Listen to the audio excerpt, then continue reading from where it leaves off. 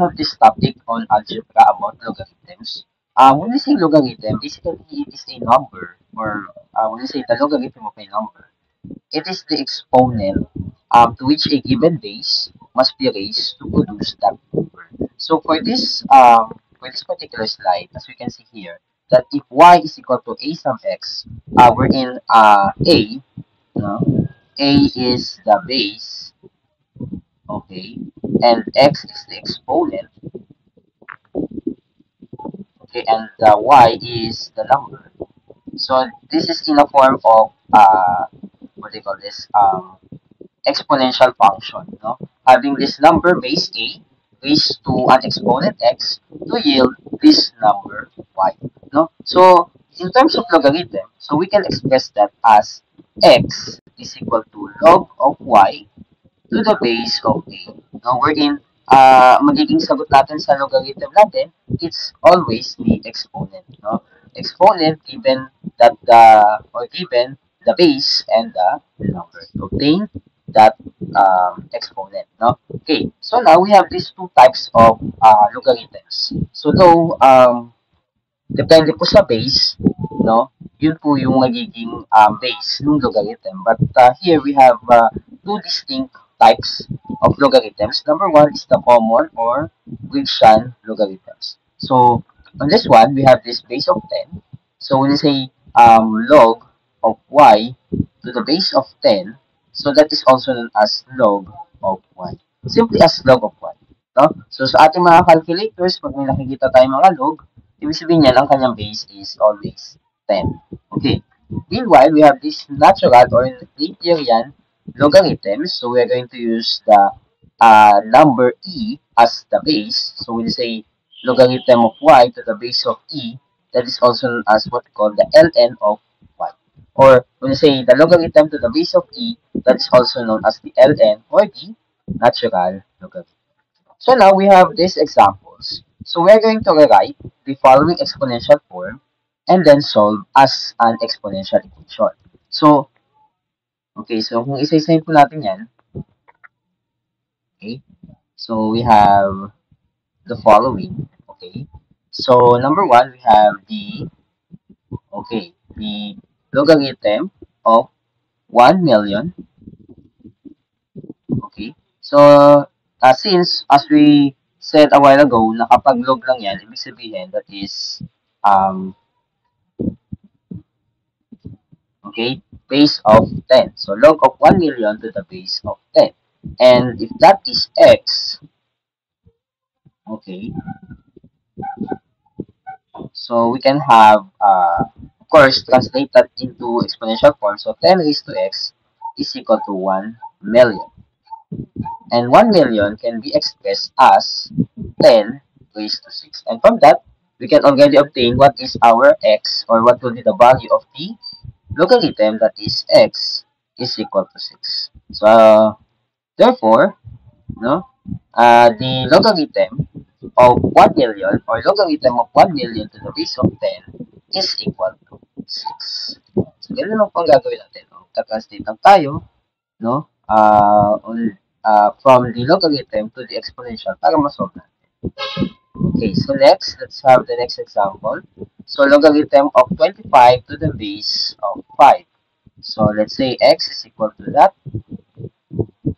And if we're going to translate that into exponential function, we can have 5 raised to x is equal to 25. And 25, basically, that is 5 squared. Therefore, x is equal to 8. So, yan lang. No? So, mabilis lang natin siya magagawa. Okay. And for our next item, we have the logarithm of 11 to the base of 121. Okay. So, translate that, you will have 121x is equal to 11. But, as we all know, 121 is 11 squared. No? And, and if we're going to apply the exponential or the laws of exponents, that 2 and x can be multiplied. So 11 raised to 2x is equal to 11. And citing the sides of the equation with its exponent, so For the left side, we have 2x, okay, as the exponent of 11. And for this one, the exponent there is, okay, since wala naman tayong nakita, automatic that is raised to 1. So 2x is equal to 1. Therefore, x is equal to 1. So the logarithm of the 11 to the base of 121 is 1 half. And for our last item to solve, so we have logarithm of 1 over 32 that to the base of 2. So, okay, writing that as x is equal to log of 1 over 32 to the base of 2. So here, our exponent is 2, or I mean the base is 2, and the exponent is x, then 1 over 32.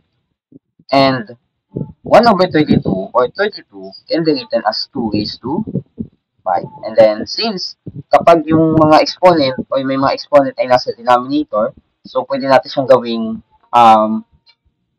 or ilipat sa numerator so that ito maging negative siya. And then from that, x is equal to negative 5. So, ano pang gagawin natin? When we are going to rewrite the logarithm function into exponential function, and of course to solve what is unknown, particularly the exponent. So on this slide, we are looking for the exponent. Okay. So for our next slide, let's have some examples or other examples. Okay. So we have this example number 1, and under example number 1, we have the following. Okay. So logarithm of x is equal to 5. Okay. So for that one, we have a is equal to log of x is equal to 5. And since um this log is having a base of 10, so we can translate that into x is equal to 10 raised to 5. And 10 raised to 5 is what? So we're going to compute that, that is around 100,000. So the answer for this letter A is 100,000. Okay? So you can check also kung tama ba yung ano natin sa inyong mga calculators. So you can just check it out. No? Okay, next is for letter B. Okay, we have ln of x is equal to 3. But as we all know that the ln is having a base of 8. So if you're going to translate that, x is equal to e raised to 3. No? So that is our answer for this one. No? So if you're not going to find its exact value, actually if you're going to exact or to find its exact value, so I will just check on my calculator. So e raised to 3 is, so if you're familiar with that number, so that is the Euler's number. So e raised to 3 is 20.0855369. So that will be its value. Okay. And for our next item, we have the logarithm of x, or logarithm of 9 to the base of x is equal to 2. So here, we are looking for the base, no? So, ano po kayong number na pag na-raise natin sa 2, lalabas ay 9. So, okay, so if you're going to explore that 9 is a perfect square, so that will be 3 squared, and then just cancel the squared, so therefore, x is equal to 3. Okay? So, we'll just use the positive base for this one. Yeah. Okay? So, x is equal to 3. Yeah. And the next one, we have letter D. The logarithm of x to the base of 4 is equal to negative 5 or 2. So, logarithm of x to the base of 4. So, we are looking for the exponent. So, therefore, x is equal to 4 as base, and the exponent is negative 5 over 2. So, from that, we're going to explore that. Okay, over 2, it stands for the square root. No? So, okay, so that will be the square root. No? Square root of 4 is to negative 5. And basically, 4 or square root of 4 is, I think that is 2. Okay, so therefore that will become 2 raised to negative 5. Okay, and 2 raised to negative 5 is actually 1 over 30. So therefore, uh, the 4 raised to negative 5 halves is 1 over 30. Yan po. Okay? So 1 over 32 yung nakalagay. And for our last item for this example, number 1, we have the logarithm of 1 over 16 to the base of x is equal to 4 over 3. So then we can have x raised to 4 over 3 is equal to 1 over 16. Okay, so for this one, okay.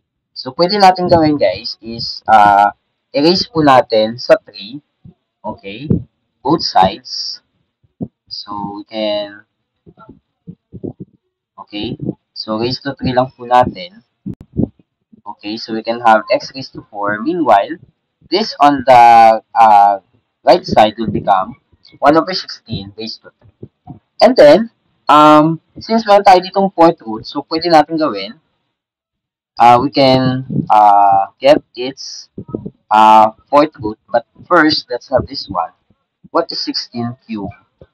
So that is 4,096. Okay,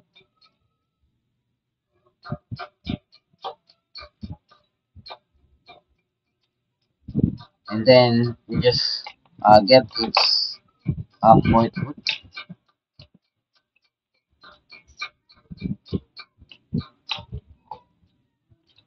Okay, fourth root. So, para makuha natin yung x. So, therefore, x will be equal to the fourth root of 4,096. And that will be, okay, the answer is 8. But since nasa denominator siya, that will be 1 over 8. Okay? So, 1 over 8. Yan. So, that will be the, okay, some solutions or some given logarithms or given equations involving the logarithms. Okay, so for our last example, as set of examples, we have this one.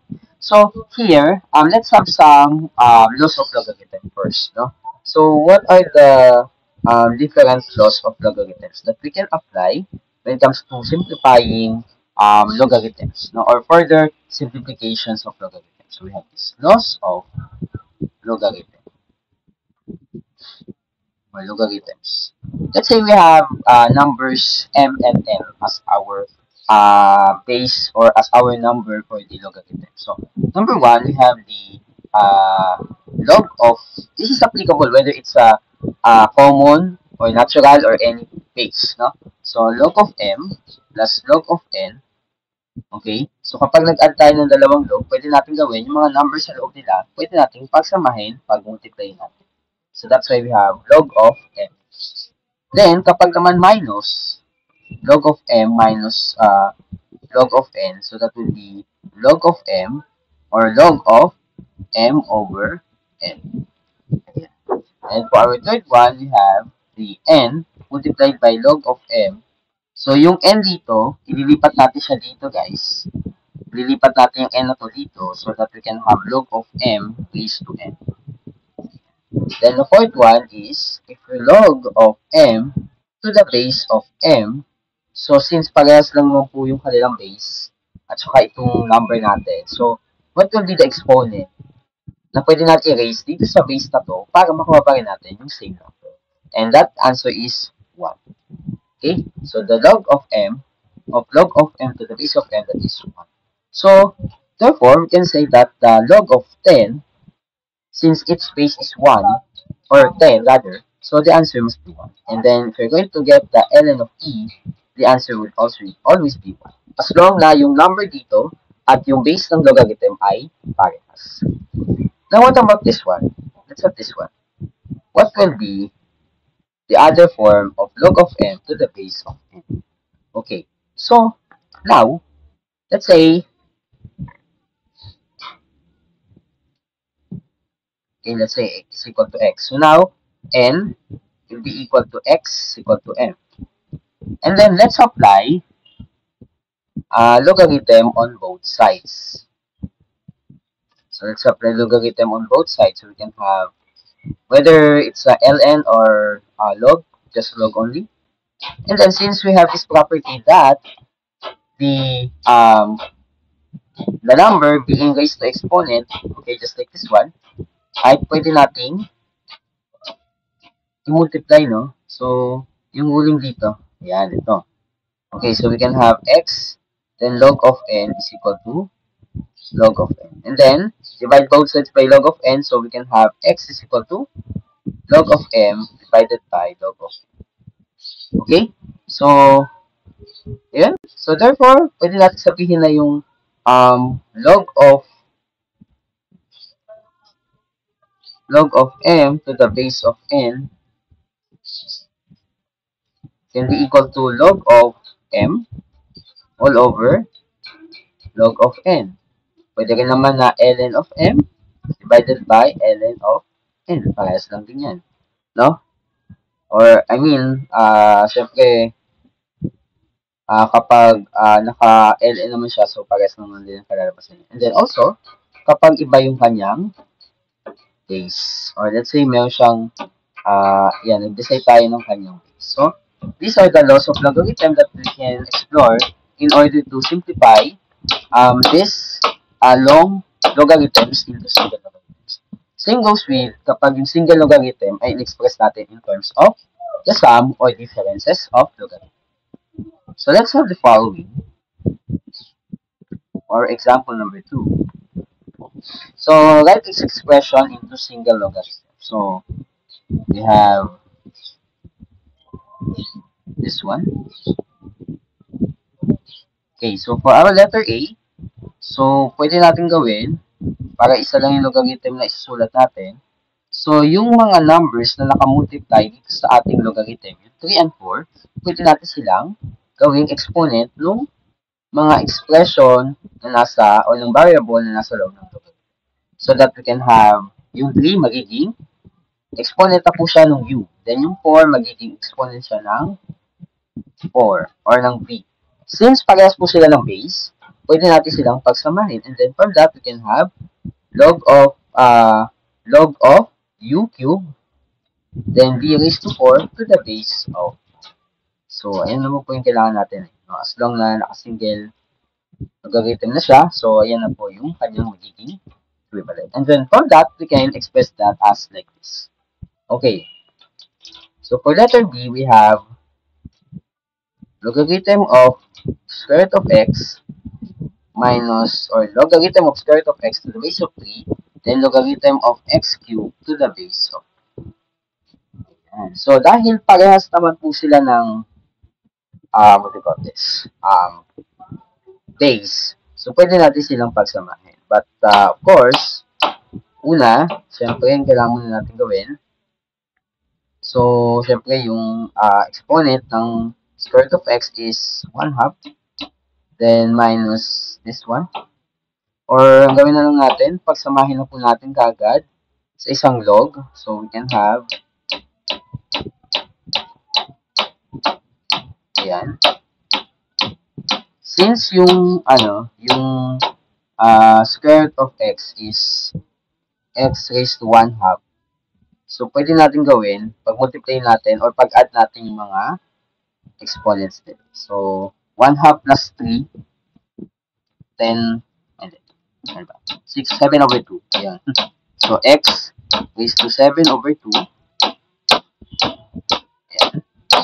Or, pwede rin naman na logarithm of square root of x raised to 7 to the base of. So, that will be the same. As long na isa lang po yung logarithm natin. So, ayan siya.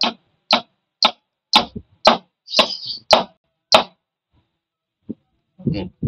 So, for our next example, so we have ln of, ayan.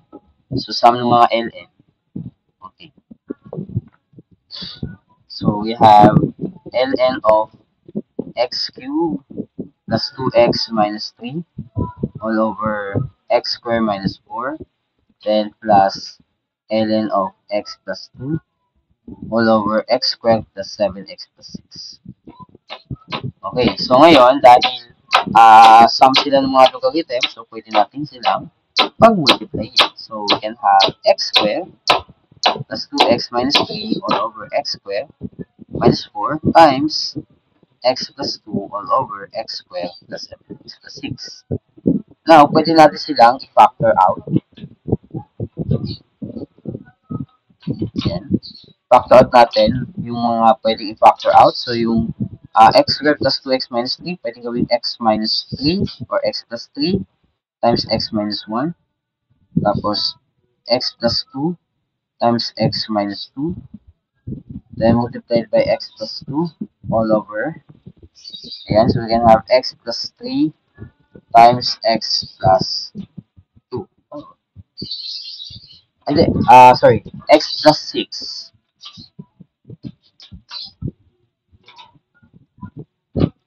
Kasi, ano yung 7?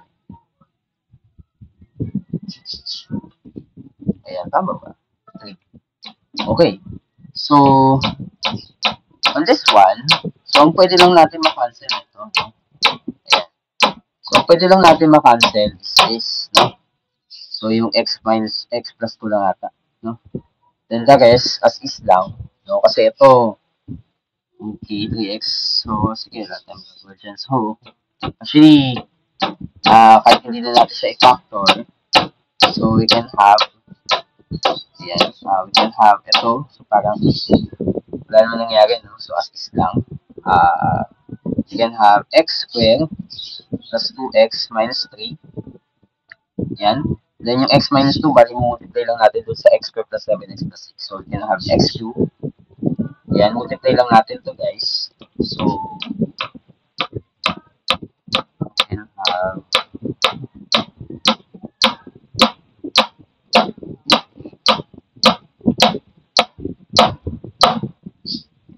6x. Day 1. 7x squared plus 5x squared. Yan. 5x squared kasi kumbaga parang ano yun? 5x squared plus 8, 7, negative 14 plus 6x, so minus 8x. And then lastly, minus 12. So, I'll just check kung tama po yung ano natin. So, I'll just check kung tama ba.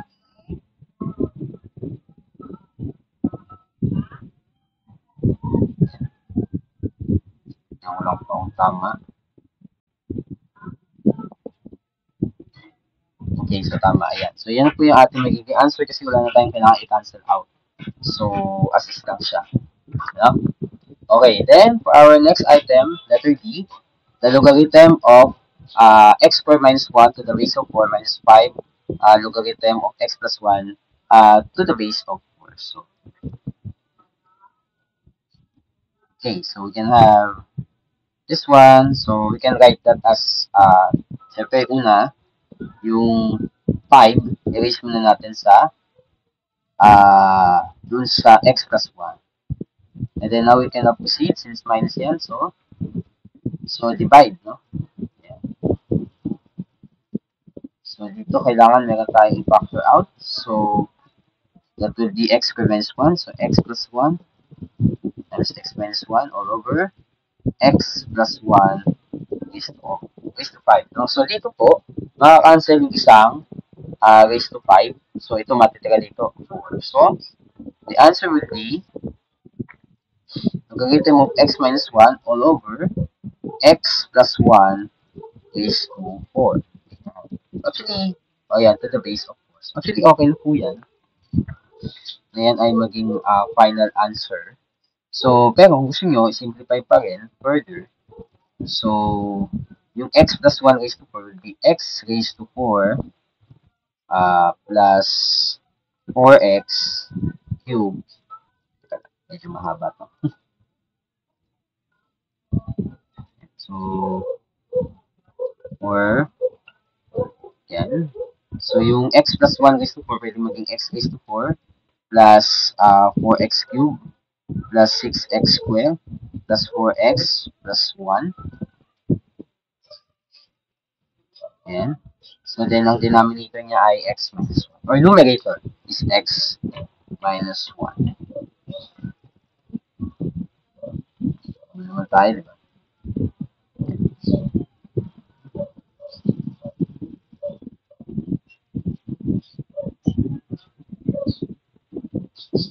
Okay, so yan po yung sa ating ikaapat na item. So, pwede nyo expand, pwede kahit put na. No? Yan.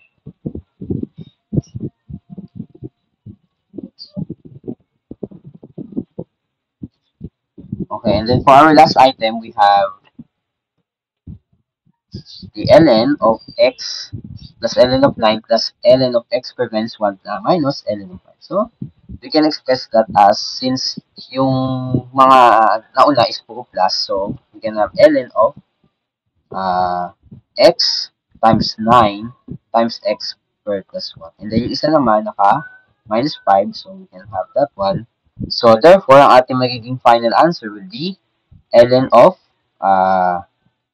ln of yan, ln of 9 over 5x squared plus 9 over 5x. So, yan yung magiging answer for this one. So, yan. Simplify lang po natin yung mga expression na yan into common logarithms.